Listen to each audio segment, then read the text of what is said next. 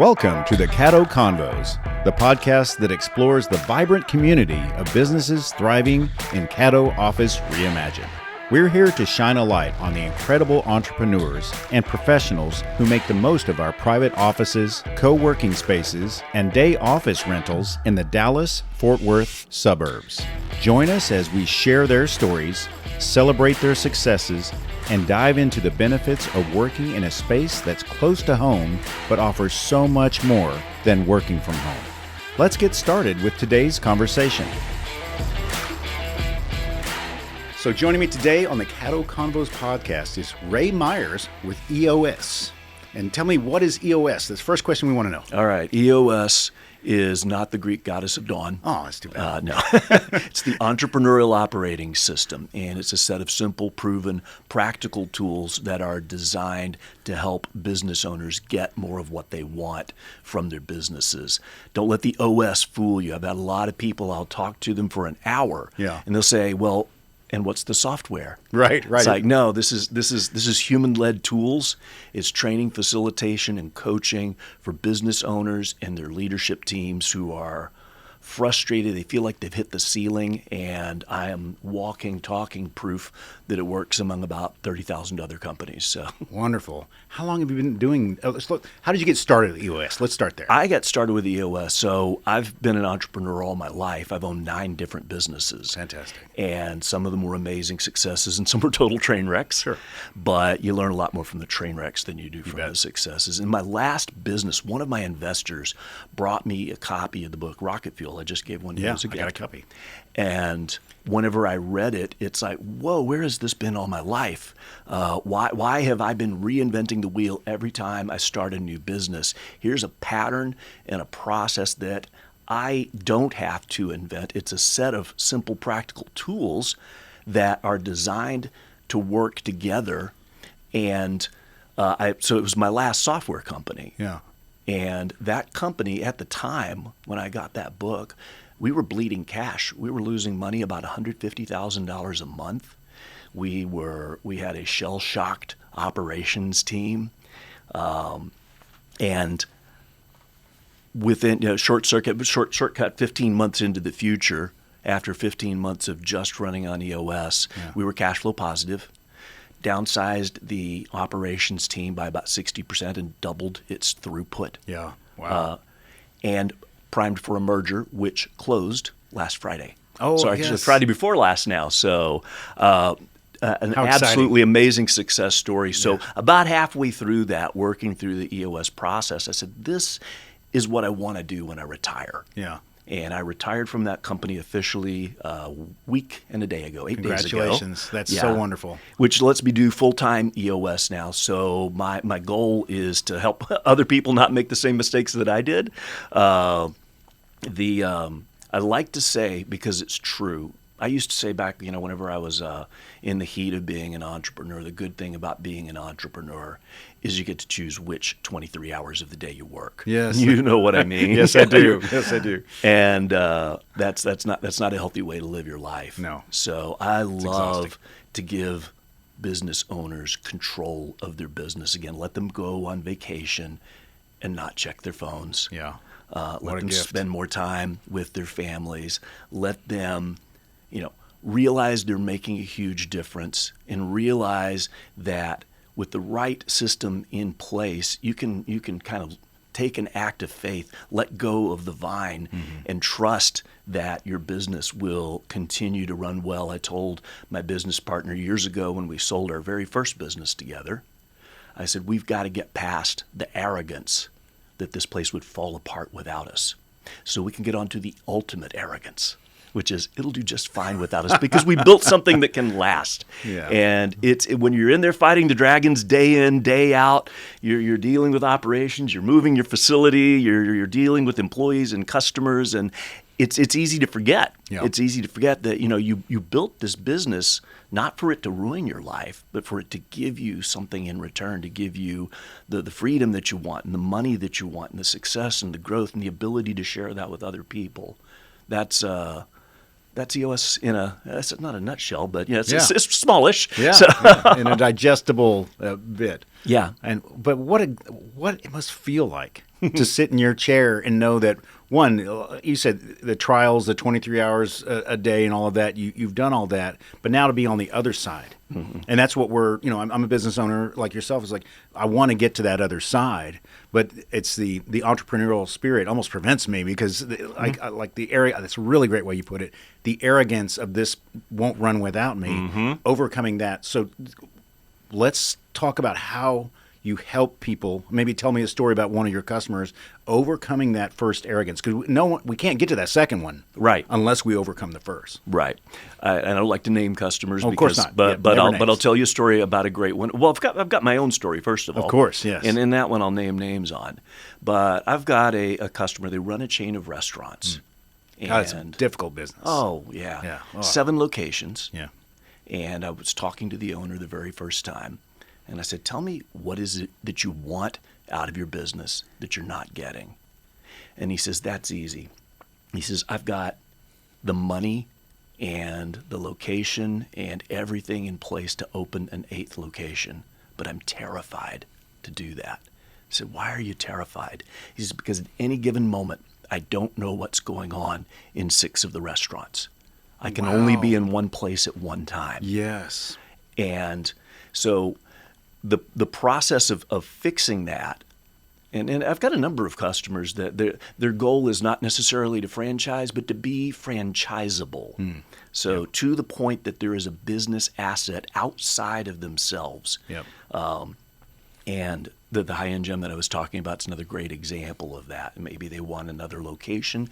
Maybe they'd like to be able to rubber stamp it. They need to figure that out over time. It starts with clarifying your vision, because every entrepreneur out there has all this stuff going on in their heads. And the great visionary ones have, 200 great ideas at once.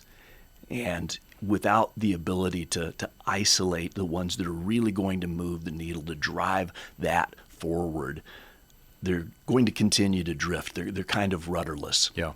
And full of energy, though. Oh, sure. like a tornado, that needs to pick a course. You know? Yeah. That's pick a direction already. Yeah, I have had a few business leaders that I've worked with described as tornadoes. Yeah, yeah. They're full of energy, and they tend to leave a little trail of leave destruction a in their mess. path. Yep. Yeah. Yep. But and most of the people who do that, they're not doing it intentionally. They don't want to sabotage their own business. They don't even realize that they're doing it.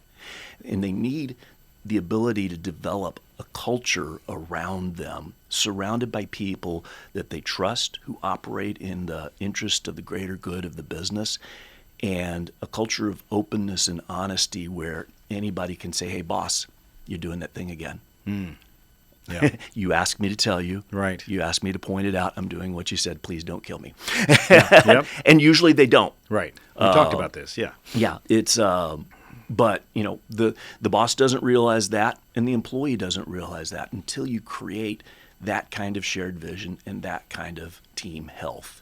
That's and so you asked how do I do it? I'll get a little bit more specific. The how of EOS is the big question for me. Yeah. It's funny. We always like to say there's no theory here. We don't operate on theory. Everything that we do is tested, and it's proven, and it works in the right kinds of companies. We work with owner-led companies that have between 10 and 250 employees. Ideally for profit, at least not averse to making money. Right. We work with not-for-profits, but usually it doesn't work as well if you're on a big grant and your goal is just to spend all of the money. Right, right. So it needs to be operated like a business. So I work with the owners and with their leadership teams. There are a lot of executive coaching programs out there that just work with the owner.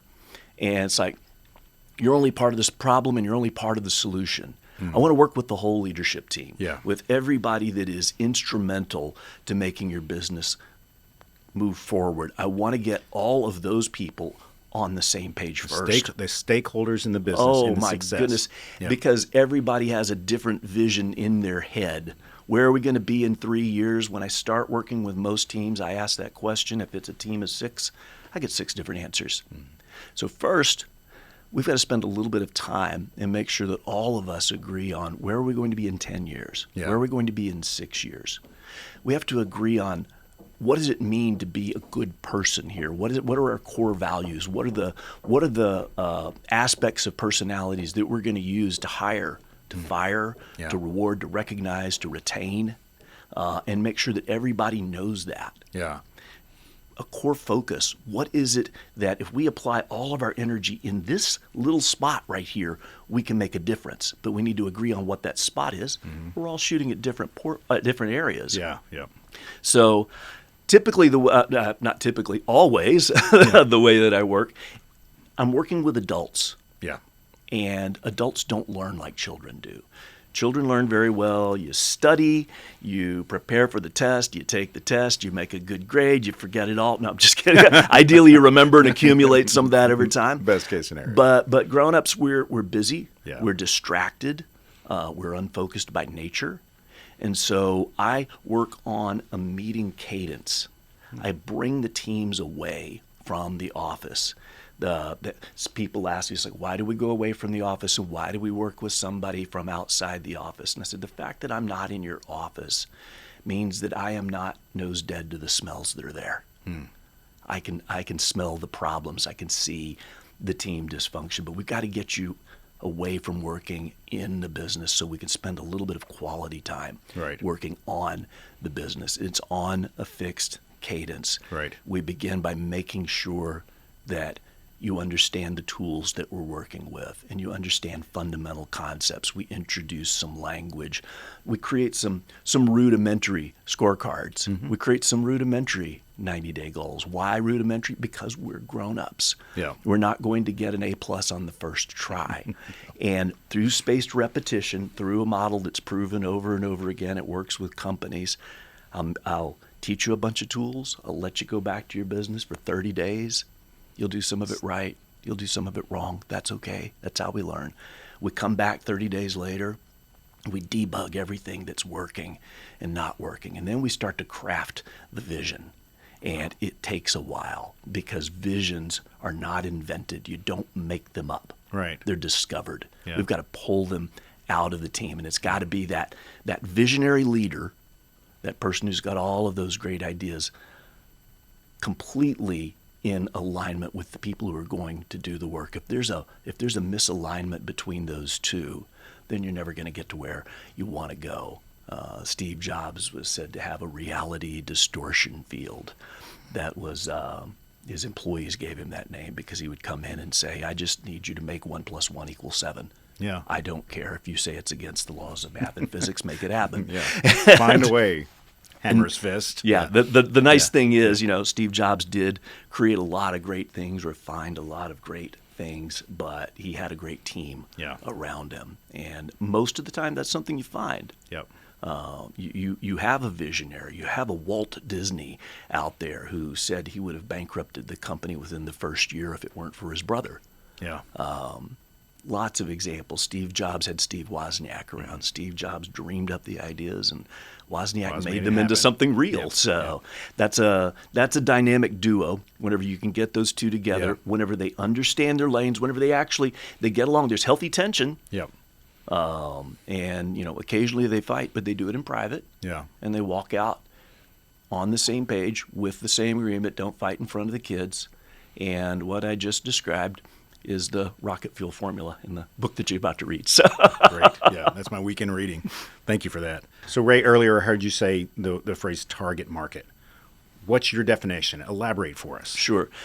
As I mentioned earlier, EOS works very best whenever it's entrepreneur-led organizations that are between 10 and 100 employees, but there's more to it than that. Yeah. It works the very best whenever you have a leader who is open and honest and vulnerable and honestly more afraid of the status quo than they are of change. If you've got a leader that's just completely full of themselves and they think they have all of the answers, it's not as useful. There's not a lot that's able to help people like that. Yeah, but anybody that's willing to say, it's like, no, I feel stuck. And I'm willing to ask for help, and I would like to rely more on the people around me. I'm willing to get my ego out of the way. It's like we can make a huge difference with that. A lot of the reasoning in that I mentioned earlier lots of visionaries don't realize that they're causing the problems that they are. They don't realize they're sabotaging their own businesses, and lots of times you'll have it's like the Disney villain, the evil villain with 1,000 incompetent sidekicks. Yeah, yep. There are reasons that you can get into that situation. Sometimes it's too much ego. Yeah. Sometimes it's just accidental. Sometimes it's the followers on. But you got to surround yourself by people who are really good at their jobs. They're encoded at the DNA level to be able to do their job. They want it, so they spend time on the weekends reading. Why? Not because you told them to, but because they enjoy it. Yeah. And they have the capacity to do it. Because lots of people, it's like, oh, I can get the job done. It just takes me 10 times as long as somebody else who happens to have more skill. They have more capacity. You have to be able to analyze all of your team members that way in order to be able to surround yourself by those kinds of people. Yeah. And they also have to be people who align with your core values. Right. But you have to know those first. You do. And be able to communicate them. And they're discovered. Yeah. They are not invented. If you invent words and write them up on the wall, if eye rolls made noises, you'd hear them. Yes. Audible eye rolls. Yep. You asked a story about a customer, a great breakthrough. They were working on building core values, and the visionary owner really wanted one of the core values to be hardworking. And it was a beautiful team health moment whenever one of his team members said, "We can't have that as a core value. It's not something that you value personally. You are not hardworking." Wow. Yeah. And Good. and what was wonderful is that visionary leader said, "Oh, you're absolutely right." He says, "I don't appear to be hardworking." They end up making one of their core values driven, which I like, because the person's very definitely driven, right? But there's a difference, Yeah. And you have to get those out. And I apologize, I've drifted off the topic of your question, but no, we're talking because mainly it's understanding people, meeting them where they are to begin the process. And understanding that hard working was not. That's not a core. So, okay, driven makes much more sense. And that beginning discovery that is part, what do you call it, the very beginning assessment? Do you have a phrase for that? It's called Focus Day. Focus Day, great. And that's day one. Focus Day is day one. I spend a couple of days on vision building. And after that, we've got all of the primary tools into the hands of the leadership team. Then comes the fun part. We have to roll it out to the rest of the organization. And sometimes that only takes a few quarters. Sometimes our average is about 2 years. Okay, that's great. After 2 years, a lot of companies are able to run EOS on their own without any outside help. Some like the security blanket, and they'll stick with me forever. Yeah. I've got a friend who's an EOS implementer out of Australia, and he's had a client who's been with him for over 10 years. Yeah. And so every time he meets with them, at the top of their issue discussion list is today the day you need to fire me. I am most successful when I'm able to cut you loose. Yep. And you go off and do great things. And by the way, please refer other business to me. Oh, right, yeah. Well, basically, it's freeing you up so you can help other businesses. They've reached that point of execution to where they graduate on to run their business well and not need that anymore. Well, that's terrific. So for people who are thinking about that they need this and they're ready to start that process, how do they reach you? The easiest way, honestly, if they're Caddo people, which is our primary audience, then I am a social membership here in Maple Shade. My LinkedIn profile is locked and loaded. I have a YouTube channel with a lot of very informative EOS videos, more coming out soon. Excellent. And that's all in the show notes, everybody. Just there you scroll go. down and Ray's provide all of that. I'll give you click a phone, on the links. I'll give you a phone number. I love to talk to people. Okay, so. Great. Yeah, so that's all in the show notes. Great. So pick the way you want to reach out to Ray and go from there. Parting thoughts, Ray, for our both the Caddo and the greater audience that will hear this. My heart has gone out to entrepreneurs since the day I started my first legal business at the age of 14. Man, I'm over here clapping for it. Yeah, that was fun. I mean, Wow. I was raised in a small town, and there weren't a lot of things to do, and there weren't a lot of barriers either. It's like, if I want to own a business, filed the paperwork, called the state comptroller, and started a business. Yeah. And Bravo. so my heart's gone out to entrepreneurs my whole life. And I have always loved to make a little bit of extra time whenever I meet somebody who's out there. They're sacrificing the stability of the day job. They're taking out a loan. They're taking out a mortgage on their house, and they're building something. It's like that's the engine that creates jobs in our world, and I can't not want to lean in and say, what can I do to help? Because I have time. Yeah. I have experiences. I have things that I've learned by doing them wrong, things that I've learned by doing them right. And if you're an entrepreneur, first of all, thank you. And that's amazing. But whether EOS is a fit for you or not, that's not what I'm after. I'm here to build relationships. I work with a lot of different startups that are way pre-EOS in size. Got all kinds of advice, tools, stuff that's free because you don't have a lot of money when you're starting reading out. resources. That's you're sharing. So I appreciate But no, I love to meet people. Love to share. Overblown extrovert. That's awesome. And so if you see me around the halls, stop and say hi. Hey, you're the EOS guy. Yeah, that's me. Awesome. So Well, I really appreciate you coming on the Caddo Convos today, Ray, and just sharing your knowledge, your enthusiasm. I know listeners like me are just like, I think I can do this. I'm an entrepreneur, but I don't know everything.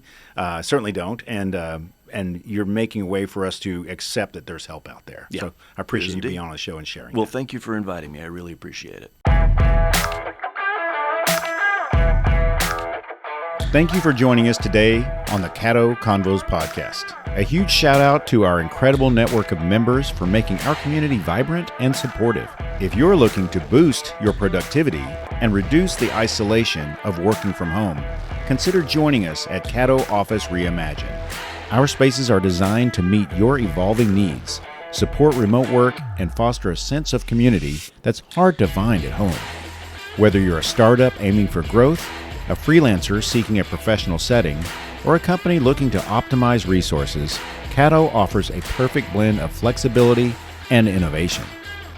By joining us, you'll be a part of a dynamic business ecosystem that helps you thrive. For more information, visit caddooffices.com. Thanks for listening, and we'll see you next time on Caddo Convos.